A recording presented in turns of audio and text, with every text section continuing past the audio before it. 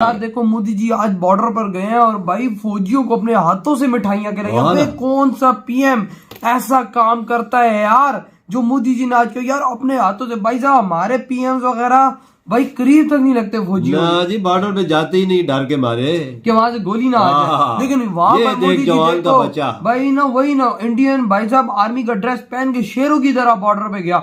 नरेंद्र मोदी तो फौजियों के साथ जाके अपनी करते हैं, ये पाकिस्तानी लीडर फौजियों के साथ ईद क्यों नहीं मनाते?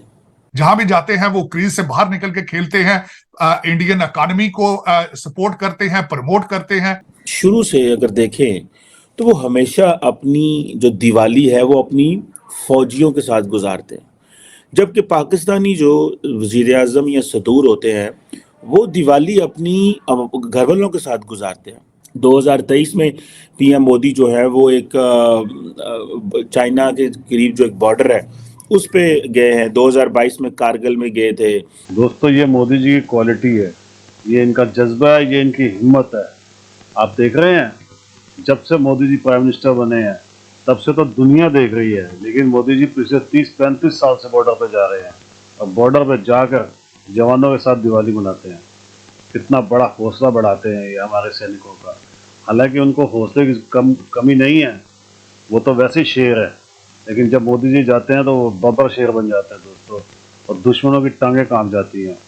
इतना बड़ा जिगरा है मोदी जी का, बॉर्डर पे खड़े होकर दहाड़ते हैं। याद है जब कारगिल से दहाड़ा था, चीन की चिट्टी पिट्टी गुम करके रख दी थी। कभी किसी ने सोचा नहीं था कि मोदी जी भी ऐसा कर सकते हैं, देश का कोई प्रधानमंत्री ऐसा कर सकता है, लेकिन मोदी जी हमेशा ऐसा करते हैं और करते ही रहेंगे। इसीलिए आज हमारा देश ऊंचाइयों पर है। दोस्तों प्लीज़ कमेंट्स कीजिएगा, बताइएगा वीडियो कैसी लगी। वीडियो को लाइक कर लीजिएगा और चैनल को प्लीज सब्सक्राइब जरूर कर लीजिएगा।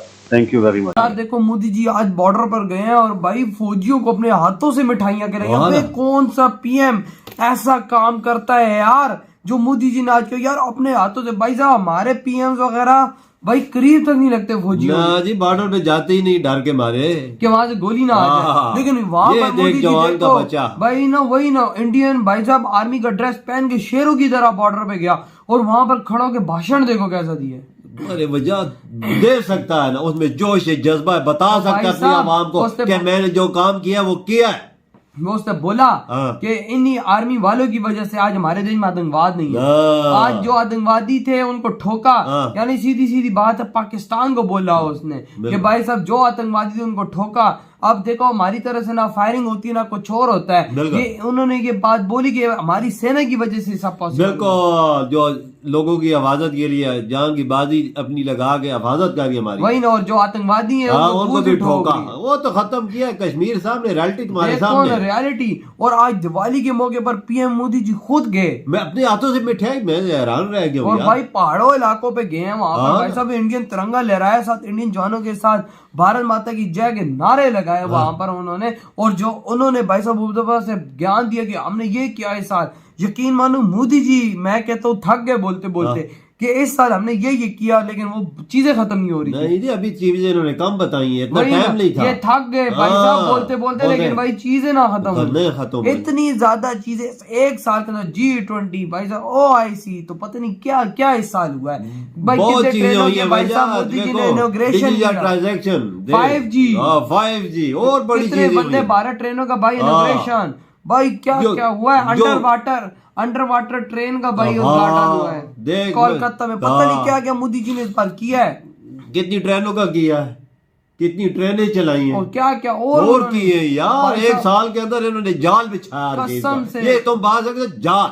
वही ना, मोदी जी खुद बताते बताते थक गए कि भाई इस साल इंडिया में क्या क्या हुआ, लेकिन वो काम खत्म ना नहीं। एक आखिर में जो बात बोली है, यूरो को भी बीच छोड़ के हिंदुस्तान आगे निकल गया। ये बात बहुत बड़ी है, ये बहुत प्राउड की बात है सिर्फ इंडिया के लिए और मोदी जी के लिए कि उनका देश इस टाइम इतना तेजी से आगे जा रहा है। और मोदी जी ने बॉर्डर पे खड़े होकर हमारे सामने ये बात की है कि हमने ये किया, पाकिस्तानी तुमने क्या उखाड़ा। इन्होंने खाली मुल्क को खड्डे में छोड़ के भाग गए। वही ना, यही हुआ है और क्या हुआ। तो यार भाई साहब मोदी जी के इस भाषण पर आपके क्या थॉट है? यकीन मतलब गूज़बम्प्स दिए इस भाषण से।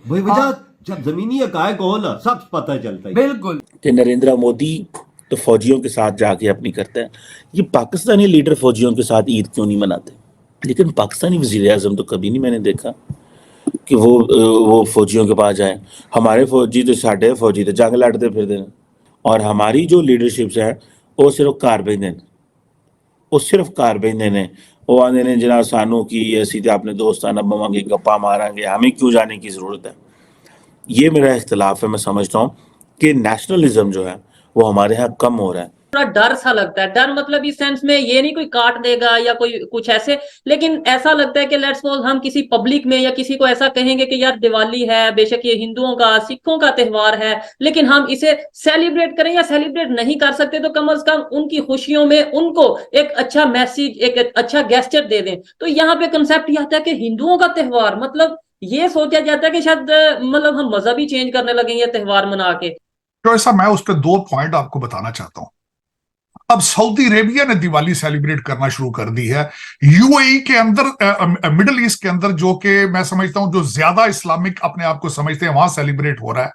और दूसरा मेरा सबसे बड़ा क्वेश्चन ये है कि आपका मजहब या अकीदा इतना कमजोर है कि आप दिवाली सेलिब्रेट करने से आप इस्लाम से खारिज हो जाएंगे। आप इस तरह ना किया करें। यही एक वजह है, जब से लोगों ने मजहबों को कारोबार बनाया है, दूरियां तब से पैदा हुई। दर हकीकत मैं इस बात को बिल्कुल टोटली एग्री करूंगा कि पाकिस्तान के अंदर इसको बहसीते कारोबार, नफरतें फैलाने के कारोबार को बंद करना होगा आपको।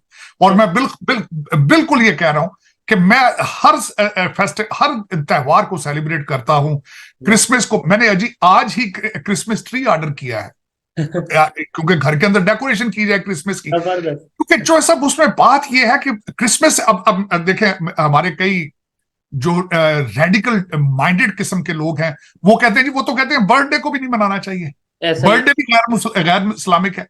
क्रिसमस कहना, मैरी क्रिसमस कहने से कहते हैं जी आपका ईमान कमजोर हो जाता है, मैरी क्रिसमस कहने से। यार कैसी आप बातें कर। यही एक वजह है कि आप दुनिया से इस वक्त बहुत दूर है। किसी के प्रेशर में नहीं आता। इतनी आजाद फॉरेन पॉलिसी कैसे पॉसिबल है? तो सब उसकी सबसे बड़ी वजह तो यह है कि भारत इंडिपेंडेंस मुराद है कि वो मुआशी तौर पर आजाद है। उनकी economy is the number 5th economy in the world. तो और दूसरा, दे हैव टारगेट, जिस तरह मोदी साहब ने अपनी कैंपेन में कहा था कि वो नंबर 3 पर लेके आने के बड़े सीरियस हैं उस बारे में। तो जब वो तीसरे नंबर पर आने की पोजीशन रखते हैं, भारतीय डायस्पोरा दुनिया के हर बड़े मुल्क के अंदर स्ट्रांग है, उन्हें अपना फ्यूचर नजर आ रहा है, तो वो हर चीज को बैलेंस करते हैं। जिसकी सबसे बड़ी मिसाल है, रशिया से उन्होंने तेल लिया है, लेकिन साथ वो अमेरिका के साथ उनके रिलेशनशिप कितने क्वाड हैं जिसके अंदर वो खुद हैं। साउथ चाइना सी के अंदर वो ऑस्ट्रेलिया के साथ हैं, आकस है उसका नाम, और कई चीजें ऐसी हैं जो वो बिल्कुल उनके साथ दे आर अलाइंड। जिस तरीके से अभी 2+2 आजकल हो रही है। अभी पिछले 2 दिन हमारे टोनी बिल्कन थे और Lloyd Austin, they were in India और they were meeting about the defence के उनके जो कोऑपरेशन है, वहां पे जो चीजें जहाज और शिपिंग जो वहां पे बिल्ड होगी उसके बारे में उनकी मीटिंग्स थी। सो इसमें सबसे पहले इंडिपेंडेंट फॉरेन पॉलिसी या न्यूट्रल फॉरेन पॉलिसी के लिए सबसे पहला एलिमेंट ये होता है कि आप इकोनॉमिकली स्ट्रांग हो। दोस्तों, मातृभूमि से बड़ा कुछ नहीं होता, देश प्रेम सबसे ऊपर होता है दोस्तों। और ये बात मोदी जी भी जानते हैं। और मोदी जी ने तो दुनिया के अंदर जितने भी भारतीय रहते हैं उनके अंदर जितना भी देश प्रेम है, जो थोड़ा सा दब गया था, वो फिर से उभर आया है। दोस्तों, सनातन की ताकत अब दुनिया को दिखने लग गई है। हमारा भारत सनातनी है और अब पूरी दुनिया सनातन के रंग में रंग चुकी है। दोस्तों, भारत की ताकत है ये। भारत जिस जगह पे खड़ा हो जाएगा, लोग पीछे लाइन लगा के खड़े होंगे। दोस्तों, आने वाला वक्त हमारा है, इसको कोई रोक नहीं सकता। दोस्तों, मैं कई बार ये बात बोल चुका हूँ, मैं आज फिर ये बात बोलता हूँ। ये नियति है, ये लिखा हुआ है, ये विधि का विधान है, इसे कोई पलट नहीं सकता। दोस्तों, ये भगवान राम और श्री कृष्ण की भूमि है। यहाँ पे सनातन रहता है, इसलिए अब इसको कोई छेड़ नहीं सकता, इसको कोई हिला नहीं सकता। दोस्तों, ये अडिग है। दोस्तों, प्लीज़ कमेंट्स कीजिएगा वीडियो कैसी लगी। वीडियो को लाइक कर लीजिएगा और चैनल को सब्सक्राइब जरूर कर लीजिएगा। Thank you very much.